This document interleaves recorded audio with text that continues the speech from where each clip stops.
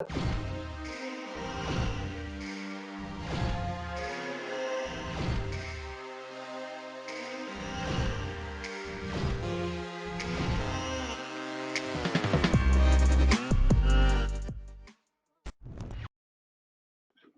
tout de suite encore dans le vif du sujet et faisons un petit retour en arrière un petit peu pour voir comment se sont, on va dire, comportés les avocats aujourd'hui. Alors, on nous parle beaucoup de résilience et de rebond, hein, ça vous le savez. Donc, dans chaque crise, on se relève et on se révèle, bien entendu, et heureusement. Donc, qu'est-ce qui nous a été révélé chez les avocats?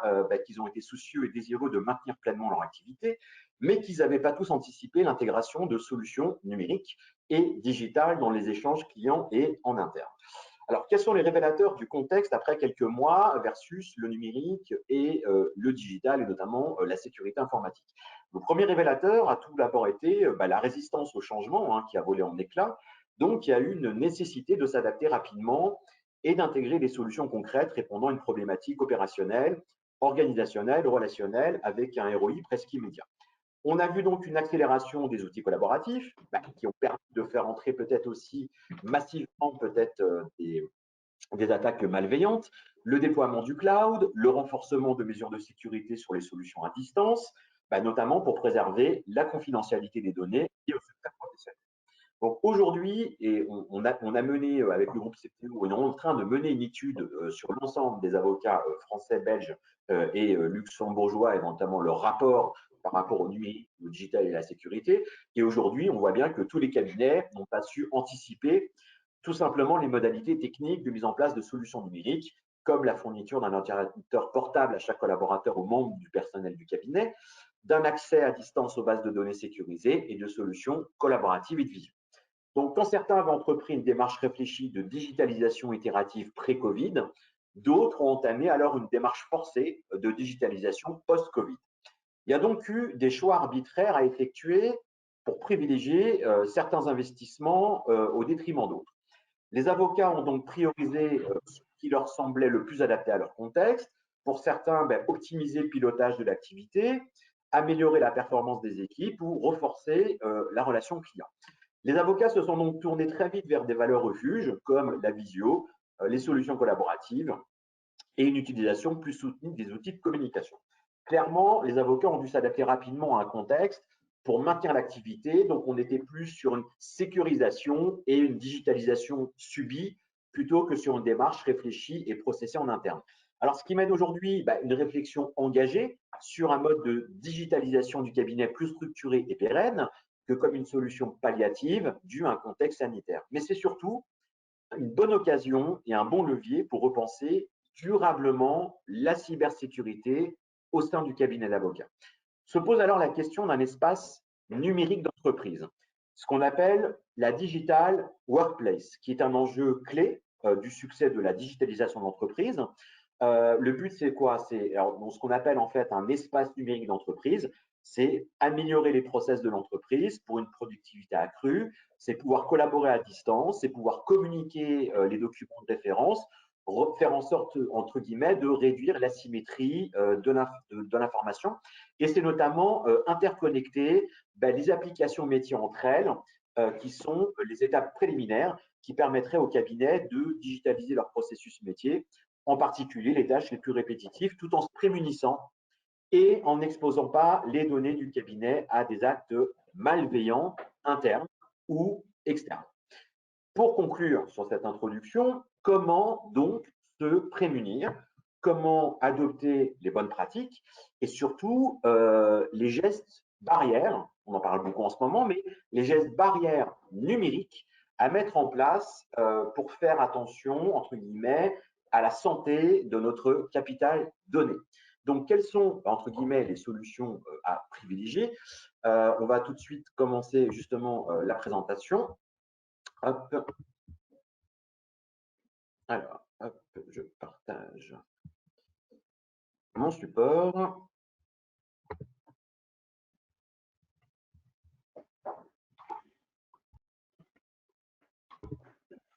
Ah, David, tu me confirmes qu'on le voit bien? C'est bon. Super. Donc, déjà, petite statistique de manière globale sur les entreprises. Alors étonnamment, on a eu évidemment beaucoup de failles informatiques, hein. Ça, vous le savez, il y a eu beaucoup d'attaques pendant le contexte sanitaire et encore aujourd'hui, soit près de 70% de failles informatiques. Et ce qui est étonnant, c'est qu'il y a beaucoup d'entreprises qui se sentaient peut-être plus concernées parce qu'ils pensaient qu'ils avaient mis déjà en place des actions pour se prémunir.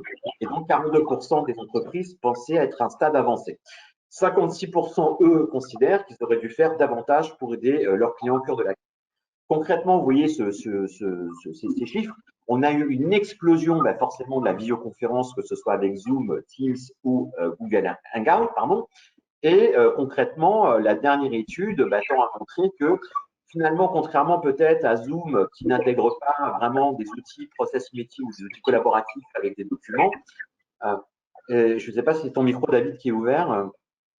Non, je l'ai fermé justement, mais j'entends l'écho aussi. Ouais. Ouais, bon. Donc, en fait, ce qui se passe, c'est qu'on voit que finalement, on privilégie forcément tout un environnement, tout un écosystème où on va pouvoir notamment avoir de la voix, de l'image, mais aussi du partage de documents. Donc, Teams est arrivé donc récemment premier, que ce soit sur la disponibilité, les temps d'accès des organisateurs ou les temps d'accès des invités.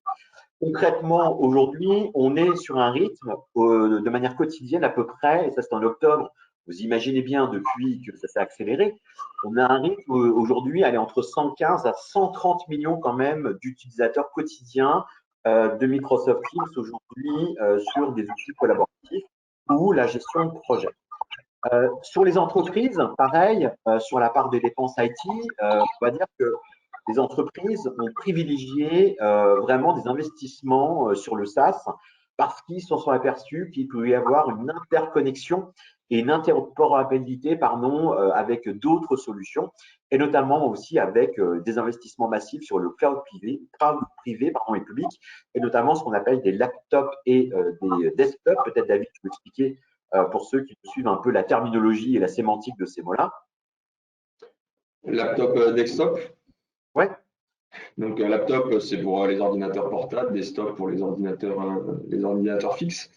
Ah oui, forcément, toutes les entreprises en ce moment essayent de passer sur des laptops, des ordinateurs portables pour récupérer et équiper leurs équipes. Ça, d'ailleurs, ça provoque de gros problèmes en ce moment d'approvisionnement parce que un coup, ça a été les processeurs, un coup, ça a été les dalles des écrans des ordinateurs portables qui sont en rupture totale chez tous les fabricants. Donc, nos fournisseurs ont du mal à fournir pour répondre à la demande en ordinateur portable en ce moment.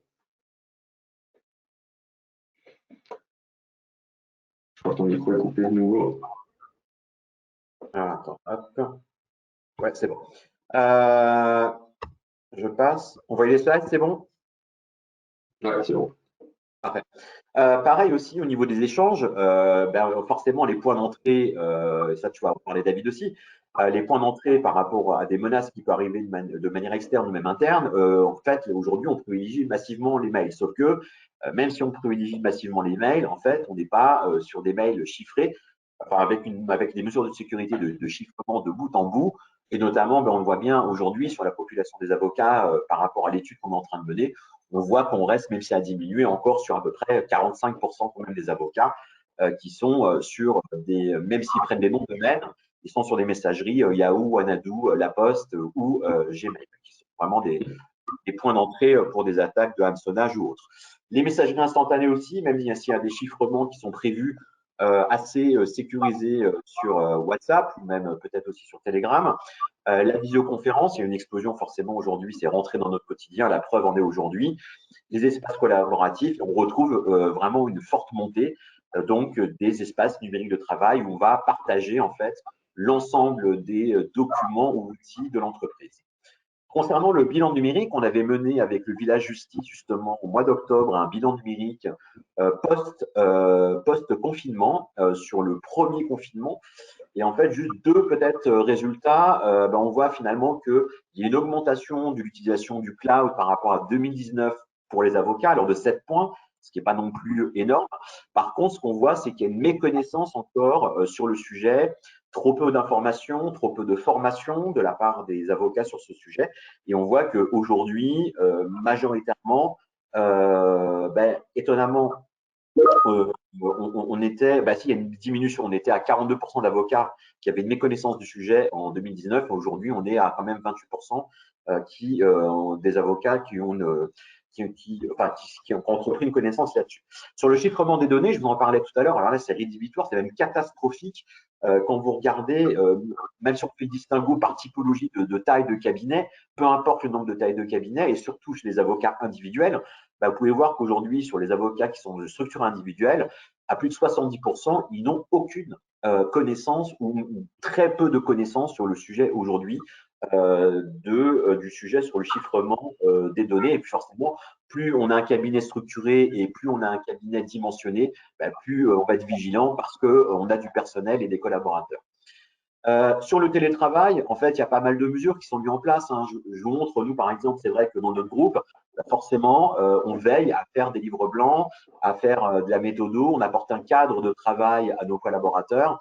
Et nous, on a reçu un mail, justement, au 30 octobre, avant le deuxième confinement, sur justement toutes les bonnes pratiques à avoir pour pratiquer le télétravail de manière sécurisée. Et en fait, finalement, les bonnes pratiques, c'est surtout aussi de se méfier des messages, des appels téléphoniques d'origine inconnue. C'est veiller à ce que les appareils disposent des dernières mises à jour et qu'il y a un bon fonctionnement. C'est aussi forcément d'avoir un antivirus à jour, comme par exemple Bitdefender, qu'on utilise nous en interne. Et les règles de base, c'est la réputation des sites aujourd'hui qu'on utilise et donc s'assurer qu'il y ait une connexion en HTTPS et bien sûr ne pas télécharger d'applicatifs aujourd'hui sur des sites tierces d'éditeurs. Et bien sûr, verrouiller la session à chaque absence aujourd'hui quand on s'absente du poste de travail. Alors, quand je vous en parlais tout à l'heure, on va être dans le vif du sujet. Peut-être que vous n'avez pas vu cette formation parce qu'elle n'a pas été extrêmement communiquée. Mais il faut dire qu'il y a eu 220 millions de comptes d'individus au Brésil, donc pratiquement la totalité du pays, de comptes qui ont été mis à nu. Pourquoi alors, apparemment, les premières informations, ce serait, parce qu'il y a beaucoup de crédits aussi au Brésil, par rapport à la situation économique, et on va dire qu'apparemment, les fuites, les attaques viendraient sur la plupart des organismes de crédit, où vous avez l'ensemble des données des Brésiliens, à savoir fiches de paye, compte bancaire, contrat de travail, pièces d'identité qui ont été attaquées. Donc 220 ou 225 millions à peu près de comptes, dont pas mal qui ont été revendus derrière sur le Darknet. Sur maintenant les métiers qui vous intéressent, à savoir le droit, je ne sais pas si vous aviez vu aussi là-dessus, mais c'est vrai qu'il y a une attaque massive qui avait été menée par rapport au tribunal de Paris au mois de septembre. Il y a une enquête d'ailleurs qui est en cours là-dessus. Encore mois de septembre, on a appris en fait que dans le même temps qu'il y a eu cette attaque au tribunal de Paris, en fait, il y a eu des attaques coordonnées sur le Canada, l'Argentine et donc dessus, sur les magistrats et sur les avocats.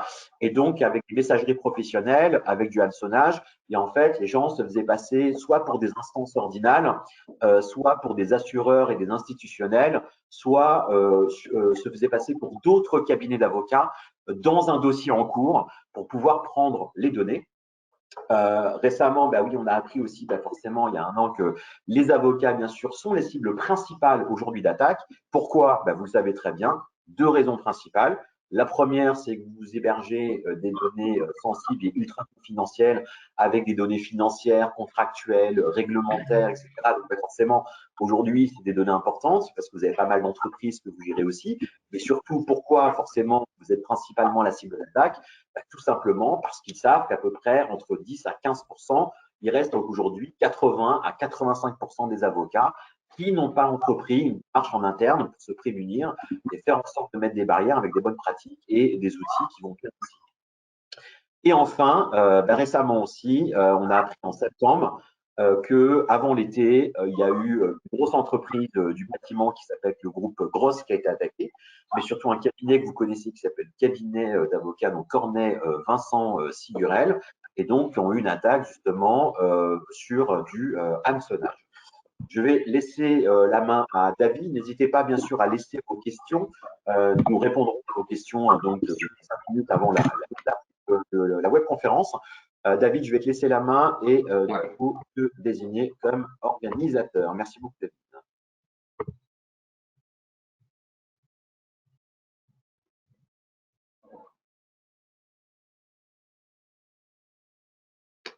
Alors, juste que je change d'écran.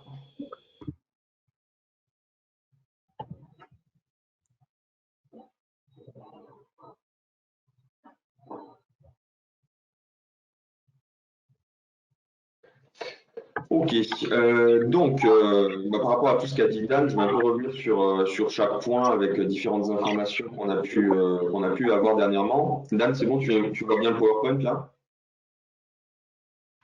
Oui, oui, nickel. Ok. Donc, déjà, à quoi faut-il s'attendre sur 2021 et on va dire sur ce qui a déjà bien commencé fin 2020? C'est une très forte commercialisation de la menace. Donc, tout ce qui est volé comme accès se revend très bien. On a vraiment maintenant une commercialisation de tout ce qui est virus. Donc, on a des packages sur Internet prêts à être achetés et prêts à être envoyés à différentes structures, entreprises pour vous infecter. On voit aussi beaucoup maintenant de regroupement et de recrutement dans les groupes de hackers.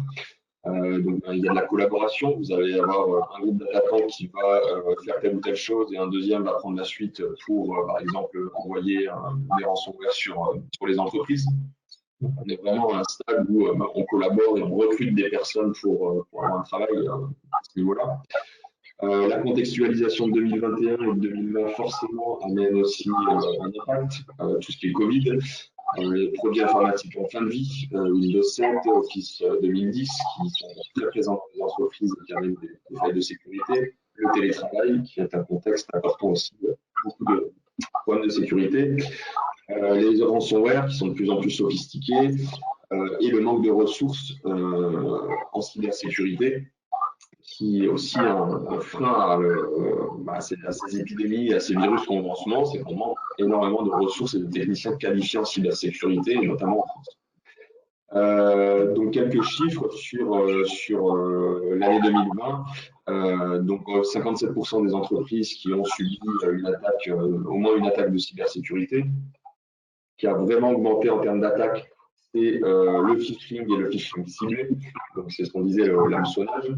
L'exploitation de failles de sécurité, les arnaques au quotidien qui sont toujours bien présentes, les tentatives de connexion en brute force. Donc le brute force, c'est on va essayer de se connecter à votre poste ou à votre réseau en tentant des millions de combinaisons de mots de passe jusqu'à ce qu'on trouve le mot de passe, et ainsi de suite. Donc ça, c'est en forte augmentation.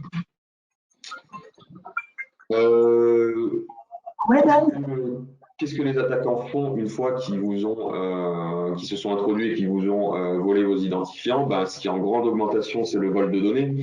Donc, on entend souvent les cabinets dire « moi, je n'ai pas été touché par tel ou tel problème antivirus ». Si on vous vole des données, généralement, ça ne laisse aucune trace et vous ne vous en rendez pas compte. Faites très attention à ça, c'est que vous avez potentiellement des personnes qui ont été des données qui ont pu être volées sans que vous en rendiez forcément compte. Le déni de service, là, c'est quand vous essayez de vous mettre à plat votre réseau, on va vous saturer votre réseau de requêtes pour que vous puissiez plus travailler. Donc ça, c'est en grande augmentation en ce moment parce que ça va de pair avec les ransomware. On va d'un côté vous mettre votre réseau à plat, on va vous crypter vos données et on va vous demander de payer une rançon. Et là, vous êtes complètement bloqué à moins de repartir sur des sauvegardes ou de payer la rançon. Donc, les ransomware, pareil, qui sont en grande augmentation et qui sont de plus en plus performants d'année en année. L'usurpation d'identité qui est aussi en forte augmentation. Quels sont les impacts sur l'entreprise une fois que vous avez subi une attaque informatique? La perturbation sur la production, l'indisponibilité des sites internet, la perte de chiffre d'affaires, l'arrêt de production et un point important auquel on ne pense pas souvent, c'est la perte d'image, l'impact médiatique. Quand vous avez subi une attaque informatique d'ampleur, forcément, on va difficilement aller vous confier telle ou telle affaire, sachant que au niveau de la sécurité, vous n'êtes pas forcément bon, donc ça vaut pour tout type d'entreprise.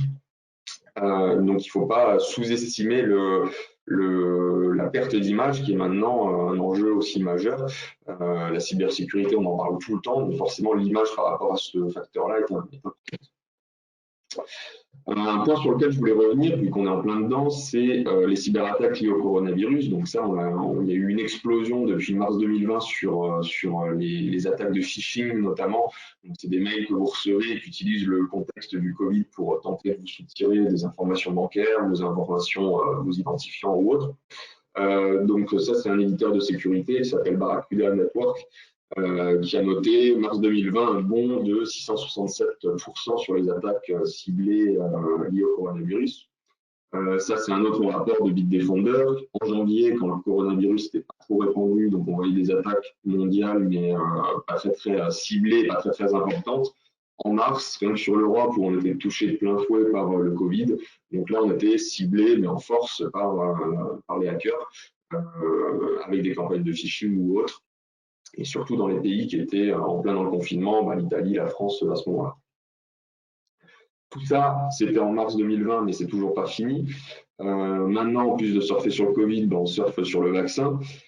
Ça, c'est un autre graphique qui montre qu'à chaque nouveauté sur le vaccin, chaque nouveau vaccin qui sort, un nouveau problème sur le vaccin ou autre, derrière, on surfe, les pirates surfent sur ces facteurs-là pour tenter de vous infecter. Un autre exemple, c'est en Angleterre où l'Angleterre s'est servi d'un algorithme en fait qui envoyait des mails aux personnes qui faisaient partie des phases des personnes vaccinées. Donc certaines personnes ont reçu ces mails-là. Forcément, qu'est-ce qu'ont fait les pirates? Ils ont repris les mêmes mails qui étaient envoyés par l'administration anglaise pour tenter de vous infecter et de récupérer les identifiants derrière. Ça, c'est en Angleterre, mais il peut très bien arriver la même chose ici. En Angleterre, l'État est obligé d'intervenir tellement le problème avait pris d'ampleur et tellement de mails ont été envoyés aux personnes pour tenter de leur soutirer des informations. Forcément, avec le Covid, tous les acteurs liés au Covid sont ciblés par les hackers. Donc on a les sociétés qui gèrent la logistique de transport des vaccins qui ont été ciblées dernièrement.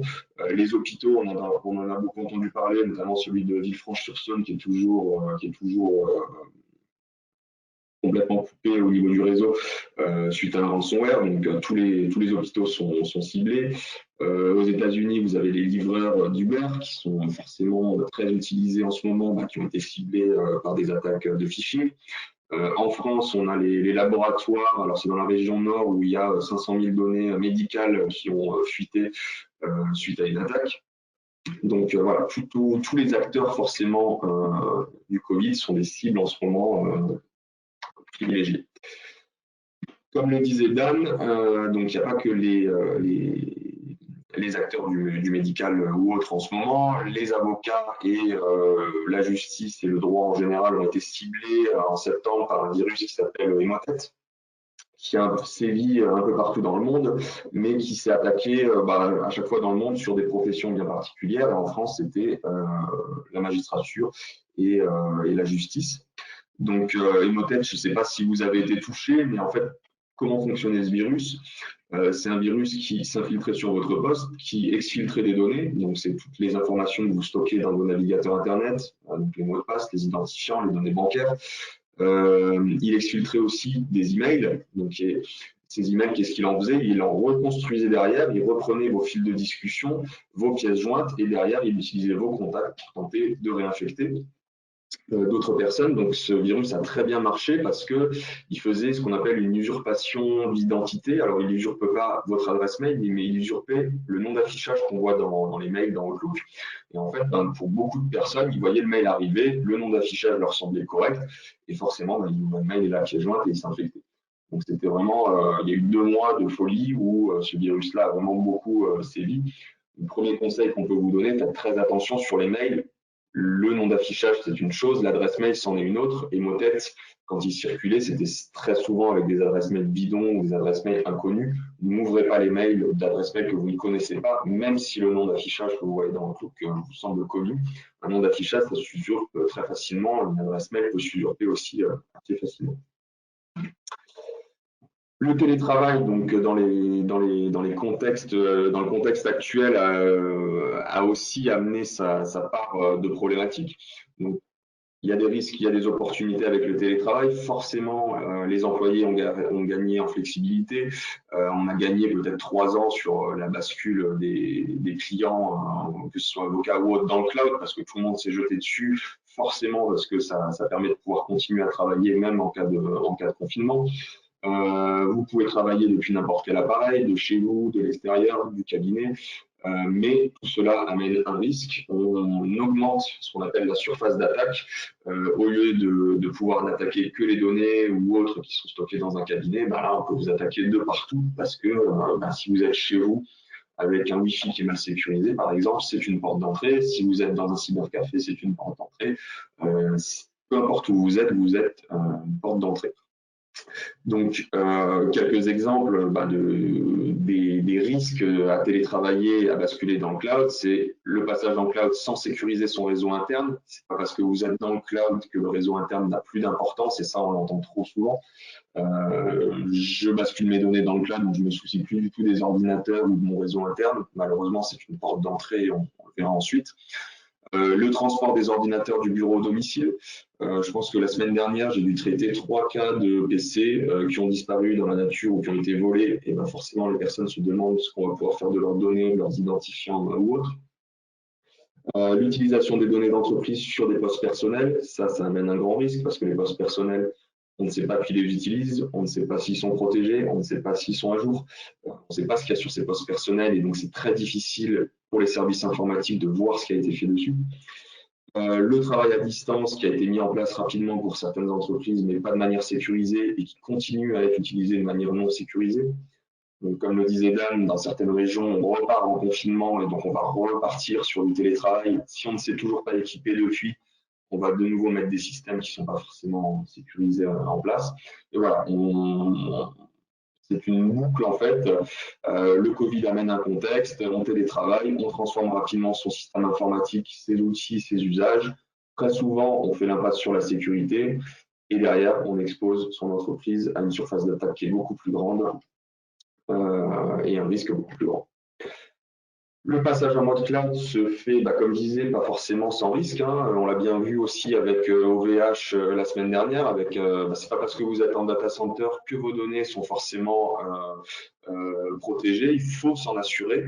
Où sont mes données? Sont-elles sauvegardées? Sont-elles récupérables en cas d'incident majeur? Qui a accès? Tout ça, c'est des choses qu'il faut vérifier quand vous faites le choix de basculer en cloud et avec qui vous basculez en cloud. Beaucoup de sociétés qui étaient chez OVH ne se sont pas souciées d'avoir une sauvegarde supplémentaire de leurs données. Et forcément, si le data center brûle comme c'est arrivé là, les données sont perdues et irrécupérables. OVH, l'incendie, c'est un cas qui est extrêmement rare qu'un data center brûle, mais ça peut arriver. On peut aussi imaginer une attaque, un cryptage des données au data center, ça qui pourrait être beaucoup plus simple, on va dire, qu'un incendie. On l'a notamment vu dans différents data centers qui ont été ciblés par certains groupes de hackers. Ça serait beaucoup plus accessible, on va dire, qu'un incendie. Donc, on peut basculer dans le cloud, il faut y aller, c'est la suite logique de l'histoire en informatique, mais pas confier toutes vos données sans mesurer les risques derrière. Dan, on en parlait rapidement, mais les attaques par rebond, ça c'est pour revenir sur vraiment le fait, vous basculez dans le cloud, il faut impérativement sécuriser aussi votre réseau interne, sécuriser vos postes de travail qui sont des points d'entrée sur les données qui sont dans votre data center. Nous, quand on vous met à disposition vos données sur le data center, tout est sécurisé, tout est sauvegardé et ainsi de suite. Mais c'est le data center qui est sécurisé. Des attaquants qui attaquent en frontal le data center vont être confrontés à nos systèmes de sécurité. Ça va être compliqué de les passer. Néanmoins, ce qu'on peut faire, c'est ce qu'on appelle une attaque par rebond. On va passer par vos postes de travail, on va passer par vos bornes Wi-Fi ou votre Wi-Fi du cabinet qui est mal sécurisé. On va plutôt passer par là où vous avez si je veux aller récupérer des données sensibles qui sont sur le data center et que j'y vais en frontal, je vais être confronté au système de sécurité. Si je passe par votre poste, vous êtes connecté à ces cibles et vous êtes en train d'accéder à des données. Si votre poste est mal sécurisé, forcément, c'est beaucoup plus simple d'accéder aux données. très attention aux attaques par rebond, et ce n'est pas parce que vous basculez dans le cloud qu'il ne faut plus faire d'investissement sur votre réseau interne, au contraire. Les attaques par rebond, généralement, c'est par un poste professionnel qui est compromis, un poste du domicile mal sécurisé, un hotspot Wi-Fi mal protégé, ou une entreprise compromise au travers d'un de ses partenaires. Pour vous donner un exemple, chez Cécile, plusieurs fois par an, on fait des campagnes de tests d'intrusion. Donc, on a une société de cybersécurité qui vient et qui fait des tests d'intrusion pour voir si elle arrive à accéder au data center. Elle fait ces tests de 3 manières: en passant en frontal pour attaquer le data center, en passant par les locaux de ses cibles, par exemple en branchant un PC sur une prise réseau, qu'est-ce qu'elle arrive à faire, et qu'est-ce qu'elle fait en troisième, cette société, elle passe par un cabinet ou plusieurs cabinets d'avocats pour voir si depuis chez vous, on arrive à remonter jusqu'à chez nous. Donc ça, c'est une attaque par rebond, et c'est très important de sécuriser son réseau informatique aussi, même si vous êtes dans le cloud. Protéger son ordinateur, donc ça, comme je l'ai dit, c'est très important aussi de sécuriser son ordinateur. Avec le télétravail, vous emportez votre ordinateur partout, vous les emmenez du cabinet jusqu'à chez vous quand vous télétravaillez. Il est très important de sécuriser vos postes qui vont circuler dans la nature. Donc on peut faire ça de plusieurs manières. Activer le chiffrement sur les disques durs, donc ça c'est un peu la base maintenant. Vos disques durs, en fait, vous avez un mot de passe qui protège votre session Windows, c'est très bien. Sauf que votre disque dur, si on le prend et qu'on le met sur un autre PC, toutes vos données, on peut y accéder. Il n'y a que si votre disque dur est chiffré qu'on ne peut pas accéder à vos données en branchant le disque dur sur un autre PC. Si votre disque dur n'est pas chiffré, quelqu'un qui vous vole le PC dans la rue peut tenter d'accéder à vos données sans avoir besoin de casser votre mot de passe derrière. Autre conseil, évitez d'introduire des ordinateurs personnels au sein de l'entreprise ou à distance. Si possible, toujours utiliser des PC d'entreprise qui sont supervisés et protégés. Mot de passe, forcément, mot de passe complexe obligatoire. Bien que maintenant, les mots de passe, c'est très loin de suffire pour protéger vos accès, quels qu'ils soient. Ce qu'il faut utiliser maintenant, systématiquement et dès que c'est possible, c'est l'authentification multifacteur, ce qu'on appelle le MFA. Vous avez déjà dû le voir en vous connectant à votre espace client d'une banque ou autre. Vous tapez votre mot de passe, mais on vous demande vous recevez un mot de passe par SMS que vous devez rentrer pour pouvoir vous connecter. Ça, c'est une authentification multifacteur. Vous avez un mot de passe plus un autre type d'authentification qui sert à valider votre identité.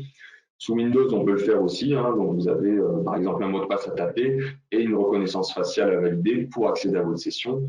Et là, du coup, vous êtes beaucoup mieux sécurisé sur votre poste. Sécuriser le Wi-Fi, donc ça, on n'y pense pas aussi. Beaucoup de clients n'y pensent pas. Sécuriser le Wi-Fi du domicile, avoir un mot de passe complexe sur le Wi-Fi du domicile, mais aussi du cabinet. On a beaucoup de cabinets qui travaillent encore avec des simples Livebox pour l'accès Internet.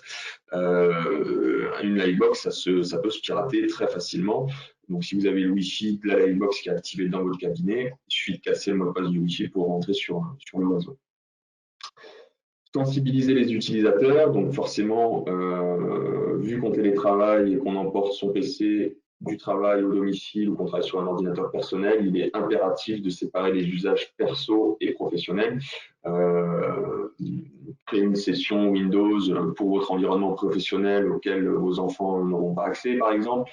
Essayer d'avoir vraiment un PC dédié au pro et un PC dédié au perso. Donc tout ça, c'est des bonnes pratiques qu'il faut absolument appliquer. Pour accéder à votre serveur d'entreprise, donc si vous en avez encore un, pour les clients qui n'ont pas basculé dans le cloud ou qui ont toujours un serveur d'entreprise pour d'autres services, obligatoirement vous connecter à ce serveur d'entreprise via un VPN. Un VPN, c'est ce qui va permettre de faire un lien sécurisé entre votre PC et le serveur qui est présent dans un cabinet, par exemple, pour pouvoir y accéder de manière sécurisée. Pour vous montrer à quel point il est facile de rentrer sur un serveur sans VPN. Dans le cas où vous ne seriez pas équipé d'un VPN, je peux vous montrer un site. Alors, Dan, est-ce que tu peux me confirmer qu'on voit bien mon écran, le site internet que je montre là?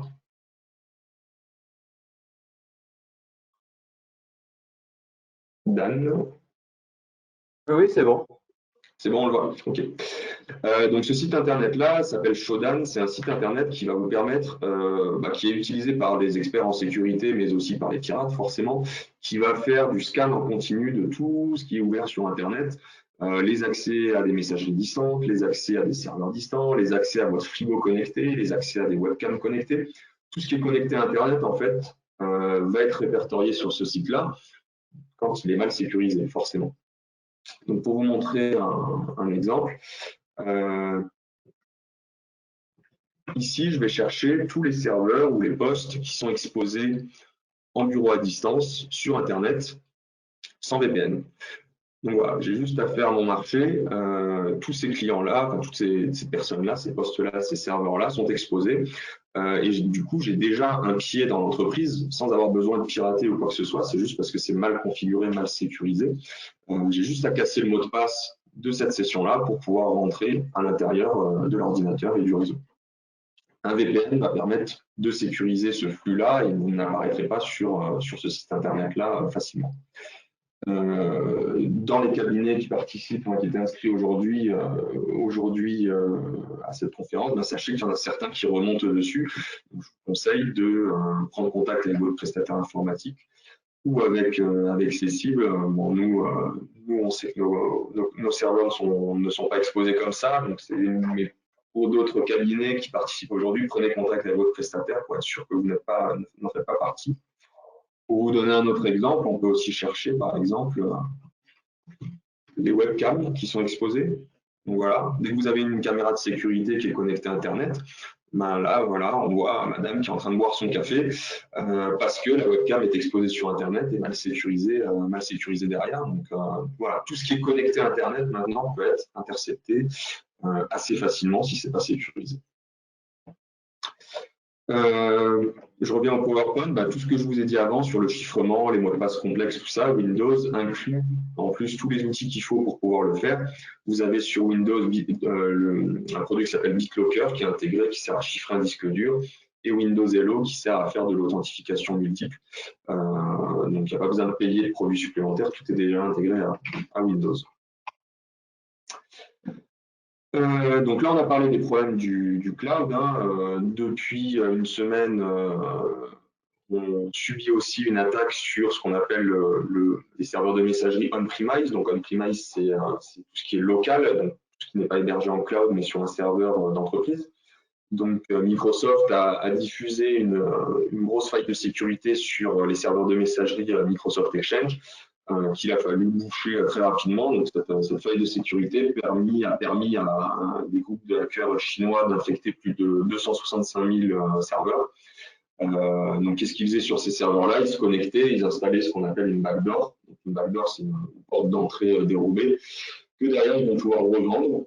Et via cette porte dérobée, on va pouvoir faire ce qu'on veut. Vous envoyez du CryptoLocker, vous exfiltrez les données et ainsi de suite. Donc, que deviennent ensuite vos informations une fois qu'elles ont fuité, une fois qu'on vous les a volées? Donc, comme disait Dan tout à l'heure, elles se retrouvent dans des bases de données énormes qui servent pour les pirates, qui se revendent très bien sur Internet. Donc, il ne se passe pas 6 mois sans qu'il y ait la nouvelle fuite historique d'identifiants sur Internet. En 2019, on avait cette fuite de données monstrueuse de 700 millions de comptes et mots de passe qui avait été dévoilée par Troy Hunt, qui est un expert en sécurité.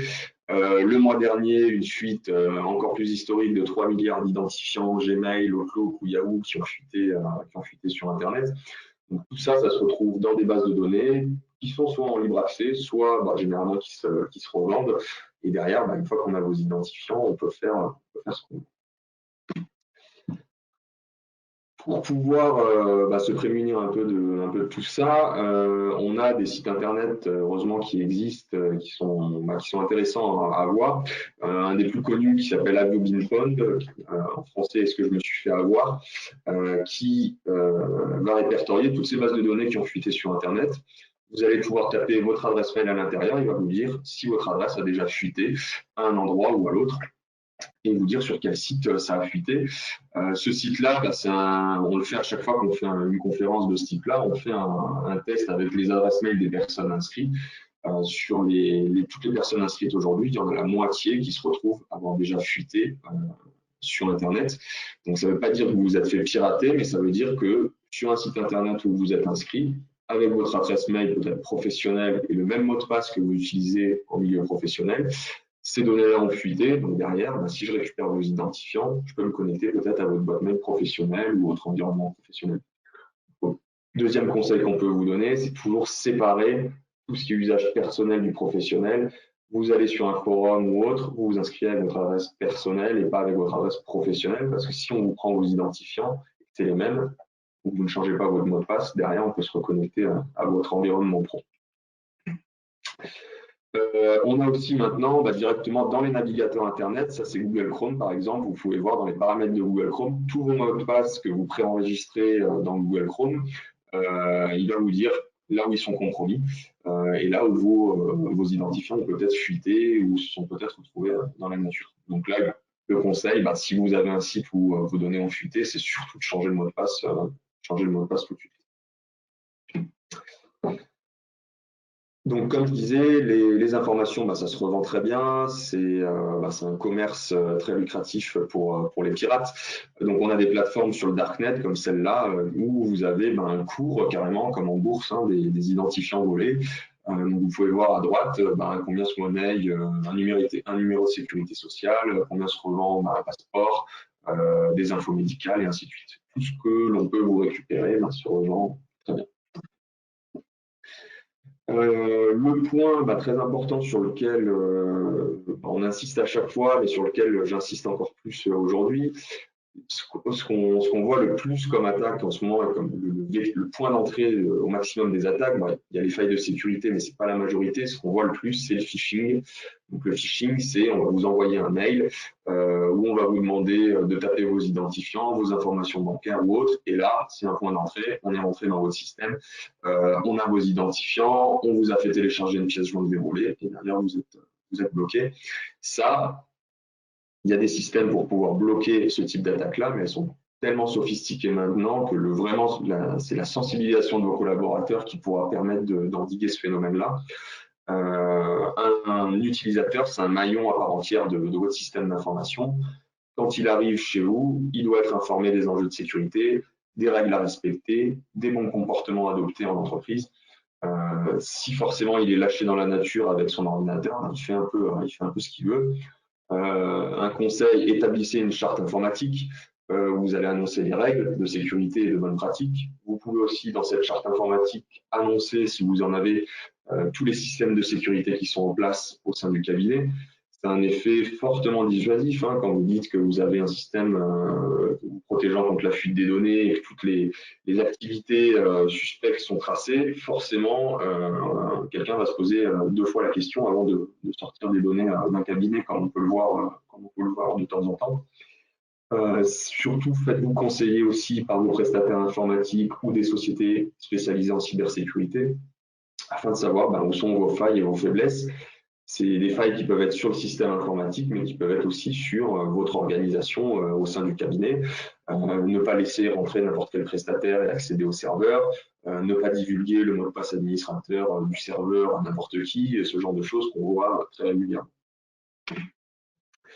Pour vous aider à sensibiliser les collaborateurs, vous pouvez utiliser, on vous fournira ces liens-là, c'est les liens de l'ANSSI, qui est l'Agence nationale de la sécurité des systèmes d'information, qui a plusieurs PDF sur le guide d'hygiène informatique, sur le nomadisme, comment le pratiquer de manière sécurisée et sûre, comment reconnaître les mails de phishing, par exemple. Forcément, un mail de phishing va des fois être mal rédigé, pas forcément en français, avec une adresse mail qu'on ne connaît pas. Tout ça, c'est des points d'attention que vos collaborateurs doivent avoir. Ils mettent aussi à disposition depuis un moment une académie numérique, donc ça c'est plutôt pas mal. Vous avez différents points sur les systèmes de sécurité comme les mots de passe. Vous aurez une documentation sur comment créer un bon mot de passe, comment le retenir, parce que plus vous multiplierez les mots de passe, plus vous allez réduire les chances que vos mots de passe puissent être réutilisés sur tel ou tel site. Donc voilà, ils vous donnent toutes les bonnes règles et les bonnes pratiques à appliquer. Et surtout, ils vous mettent à disposition des tests.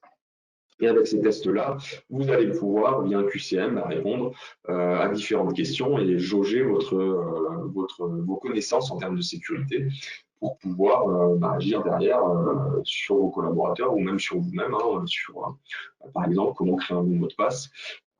Certains vont penser que 4 caractères suffisent alors qu'il en faut 10 actuellement. Donc voilà, la sensibilisation, point très très important. Après, il y a plein d'autres systèmes qui existent, des systèmes de sécurité ou autres, matériels, logiciels. Ça, c'est vos prestataires, vos partenaires qui vont pouvoir vous conseiller là-dessus. La sensibilisation, c'est vraiment quelque chose sur lequel vous pouvez agir vous-même sur vos collaborateurs. Sur vous. Voilà pour moi ce petit aperçu de ce qui nous attend pour 2021. Je rallume ma caméra, mon cher David. Merci beaucoup. Petite information complémentaire, juste encore des chiffres. En 2019, il y a eu à peu près plus de 40% des entreprises de moins de 49 salariés qui avaient subi une ou plusieurs attaques. Et la répartition, c'était la suivante. C'était en gros à peu près 25% de hameçonnage, 20% de malware, 16% de ransomware, donc de rançongiciel, pardon, excusez-moi, et 6% de fraude au président. Ça, c'était 2019.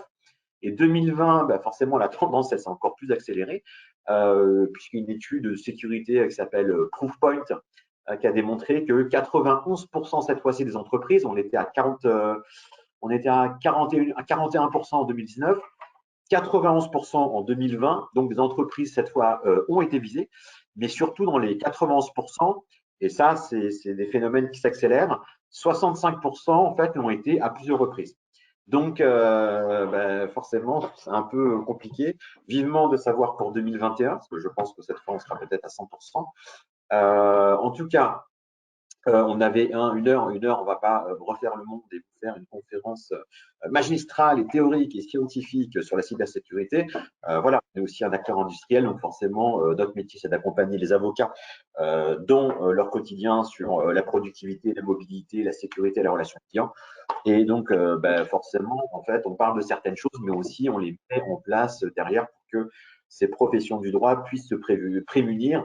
Et on ne va pas taper du doigt sur les avocats. Sachez aussi que les notaires sont très sensibles sur le sujet, d'autant plus par rapport aux données qu'ils ont sur tout ce qui est patrimonial, succession, donation, et avec des informations notamment dans les transactions immobilières.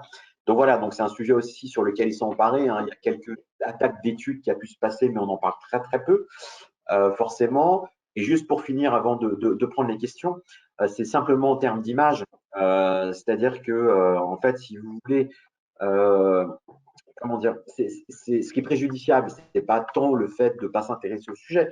C'est une erreur monstrueuse, je vous le dis clairement. Surtout aujourd'hui vu le contexte. Mais ce qui est préjudiciable, c'est par rapport aux clients. L'avocat aujourd'hui, le cabinet avocat ne vit qu'au travers de ses clients. Et donc forcément, en termes d'image, simplement expliquer dans votre communication, dans votre newsletter, sur votre site web, qu'aujourd'hui, lors du premier rendez-vous avec un futur client ou avec un client existant, leur dire que vous avez entrepris et investi pour mettre en place des solutions pour protéger encore plus leurs données, je peux vous dire que là aussi, c'est un levier et qui est différenciant aujourd'hui sur le marché pour vous par rapport à des clients, non seulement pour garder vos clients, mais aussi surtout pour avoir des futurs clients. Et dernier aspect, forcément, pour certains avocats qui nous écoutent et qui nous voient dans des appels d'offres aujourd'hui, que ce soit sur des marchés publics ou que ce soit par rapport à des institutionnels, évidemment, il y a tout.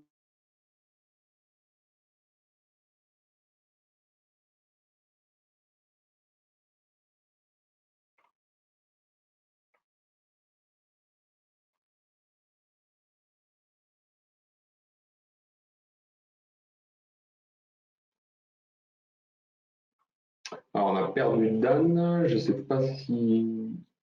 Je pense que moi, on m'entend encore. Donc, je pense que ce qu'il voulait dire, c'est ce qu'on voit aussi sur sur les appels d'offres, ouais, donc on a des cabinets d'avocats qui, pour répondre à certains appels d'offres, sont obligés d'avoir certaines règles de sécurité en place, certains types d'infrastructures, certains matériels, firewall, messagerie sécurisée en place, des règles de sécurité, des chartes informatiques au sein des cabinets, sinon l'appel d'offres n'y répond pas. Donc c'est surtout des appels d'offres de grosses sociétés qui veulent travailler avec les cabinets d'avocats. On a aussi, il y a un point dont je ne vais pas parler, mais qui est là, on parle du piratage informatique là, mais il peut aussi y avoir de la fuite de données par des employés qui voleraient des données lors d'une séparation ou lorsqu'ils sont renvoyés du cabinet, par exemple, qui supprimeraient tous les mails ou tous les dossiers. Donc ça, c'est très risqué aussi, et ces outils informatiques peuvent vous protéger là-dessus. Je ne sais pas si on va retrouver Dan. Il y a des questions du coup?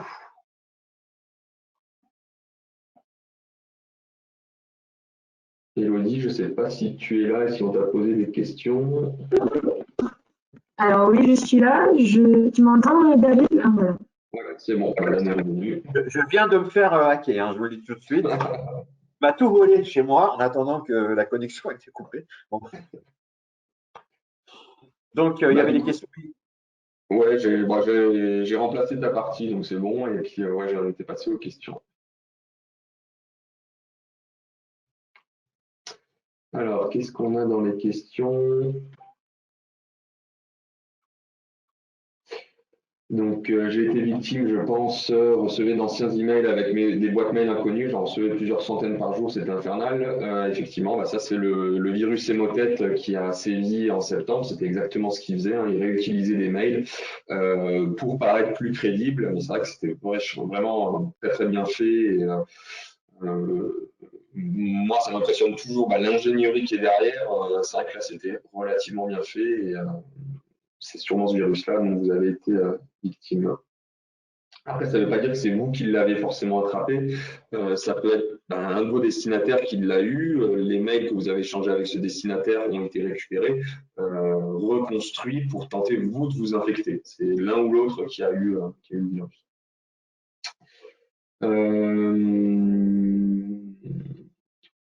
Qu'est-ce qu'on a d'autre? Je sais pas si vous avez les questions, Dan. La CNIL a publié aussi des documents de sensibilisation qui sont obligatoires, effectivement. Donc la CNIL est aussi un acteur important en termes de sécurité. Donc il y a l'ANSSI d'un côté, mais la CNIL aussi qui publie différents documents obligatoires ou de bonnes pratiques d'hygiène informatique.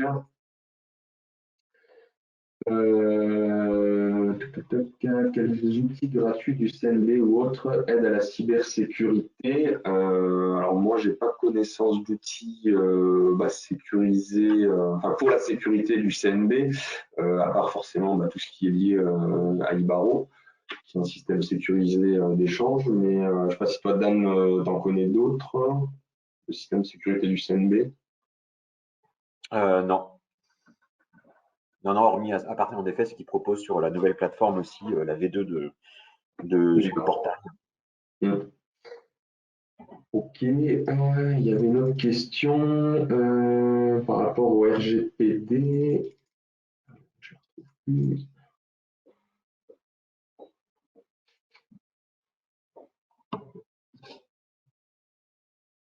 Donc oui, en parlant la question, c'est en parlant de la sensibilisation, vous ne mentionnez pas le RGPD qui vient aussi s'en mêler en cas de faille, vol, perte.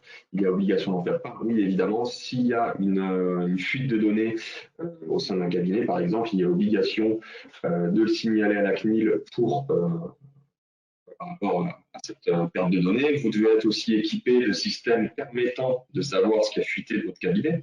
Parce que savoir qu'on a été infecté, c'est une chose, savoir prouver ce qui en est sorti, c'en est une autre. C'est très important forcément pour le RGPD et c'est une obligation maintenant.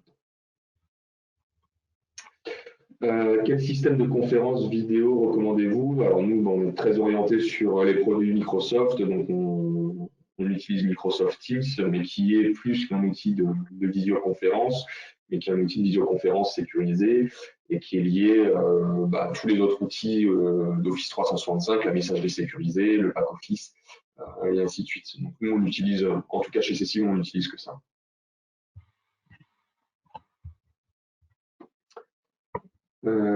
Pas d'autres questions.